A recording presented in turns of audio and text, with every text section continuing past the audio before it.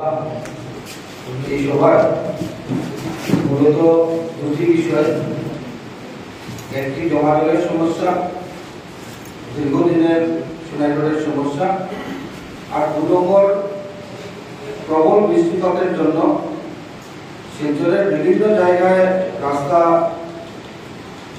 ঘাট ভেঙেছে, কিন্তু বিশেষ করে আপনাদের সোনাইগড়ের যে সমস্যা সেই সমস্যা নিয়ে আমরা আজকে এখানে সাজেশন চাইতে এসেছি।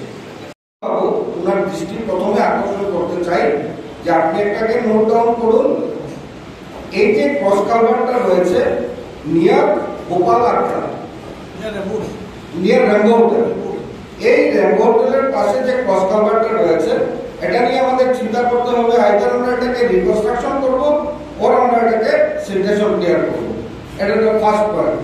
সেকেন্ডলি তখন কি হবে, গলি ক্রসের সামনে যে ড্রেনটা আমরা নতুন বানানোর পরে যেভাবে ক্যারি করছে জল, সেটা একটা পোর্শন একটা কোয়ান্টিটি জল সেটা ক্রস কালভার্ট হয়ে রাঙ্গির খালে গিয়ে পড়বে।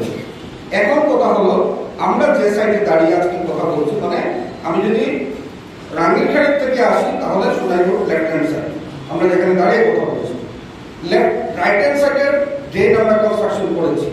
সেখানে একটা ছোট্ট অসুবিধা আছে, আমি সেখানে পরে আসছি। রাইট হ্যান্ড সাইডের যেটা ড্রেন, এই ড্রেনে কিন্তু আপনারা এমবিসিসি কনস্ট্রাকশন করেছে, সেটার কি কি ডিফিকাল্টি ছিল আপনারা উল্লেখ করেছেন।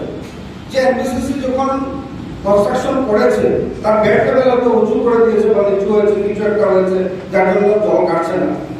আর আমি সেটা বলছি, সেখানে যে সিমেন্ট যখন ব্যবহার করা হয়েছে, সিমেন্টের যে আপনারা জানেন যে সিমেন্টগুলো ব্যবহার করার পর এটাকে ক্লিয়ার করে দিতে হয়, তখন কিন্তু তারা বারবার বলা সত্ত্বেও সেটা করে দিত।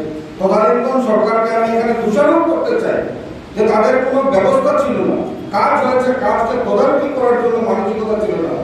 আজকে আমি বিধায়ক হয়ে আমি সেটা গর্ব করে বলতে পারি যে যখনই কোনো ইঞ্জিনিয়ারের প্রয়োজন হয়েছে, সাইট ইঞ্জিনিয়ার হিসেবে দাঁড়িয়ে আমি কাজের তদারকি করি, সেটা রাত্রে 12টায় হোক আর সকাল 6টায় হোক।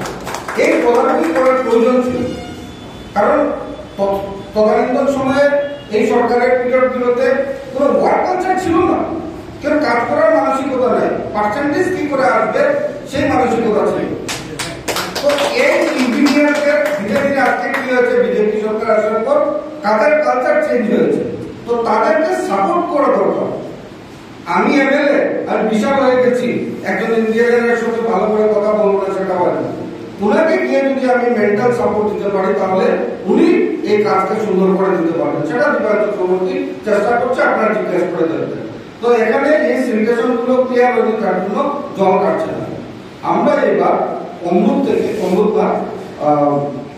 সিআইডিএফ ফান্ড থেকে একটা আরবান ডিপার্টমেন্টের অধীনে, এখানে রঘুজিৎ বসে আছেন ডিপার্টমেন্টের ইঞ্জিনিয়ার, উনিও জানেন যে আমরা আরবান ডিপার্টমেন্টের থেকে আমরা ইন্ডাসিন ব্যাংক থেকে শুরু করে প্রাণদা হোটেল পর্যন্ত একটা ড্রেন কনস্ট্রাকশনের জন্য আমি প্রপোজাল দিয়েছিলাম, এটা স্যাংশন হয়েছে, কাজ শুরু হয়ে যাবে। একটা ইলেকশন প্রসেস রয়েছে, আমি আশা রাখছি যে এই বৃষ্টিটা ওঠার পর সাথে সাথে কাজগুলো শুরু হয়ে যাবে।